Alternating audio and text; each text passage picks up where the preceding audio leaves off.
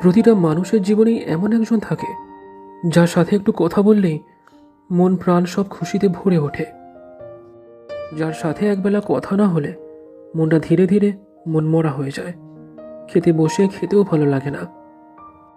জীবনের ওই বিশেষ মানুষটা সবার থেকে সুন্দর নয়, তার থেকেও অনেক সুন্দর মানুষ আছে। আর কারণ ওই মানুষটাকে প্রথমে ভালোবাসা দিয়েছি, নিজের স্নেহের অনুভূতির সাথে তাকে জুড়েছি, তারপর তাকে পছন্দ করেছি। হ্যাঁ, এটা সত্যি, আগে ভালোবাসার জন্ম হয়েছে, তারপর পছন্দ বলে জিনিসটা হয়েছে। তাই ওই মানুষটা আমার কাছে না এক সত্যিকারের বিশেষ মানুষ, যার গুরুত্ব আমার কাছে অনেকটা, যার মূল্য আমার কাছে অনেকটা। যদি কাউকে দেখে আগে পছন্দ হলে তারপর ভালোবাসবে, এমনটা ভেবে থাকো, তাহলে না ভালোবাসতে পারবে, না সারা জীবন পছন্দ করতে পারবে।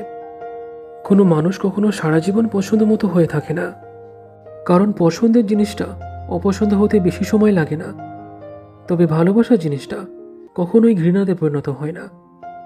দুটো মানুষ একসঙ্গে থাকুক বা না থাকুক, ভালোবাসা একবার হয়ে গেলে সত্যি বলতে তাকে আর থামানো যায় না। প্রতিটা মানুষের জীবনে এমন একজন থাকে যাকে শুধু এক পলক দেখার জন্যই চোখ দুটো না ছটফট করে। নিজের ওই বিশেষ মানুষটাকে দেখে যতটা শান্তি পাওয়া যায়, আশেপাশে তার থেকে অনেক সুন্দর মানুষকে দেখেও সেটা পাওয়া যায় না। তাকে দেখে যেন স্বাদ মেটে না, যতই দেখি যেন আরও দেখা বাকি। নিজের মতো একই মানসিকতার কাউকে খুঁজে পাওয়াটা সে এক বিরাট ভাগ্যের ব্যাপার, অথবা এক প্রকার আশীর্বাদ বলা চলে।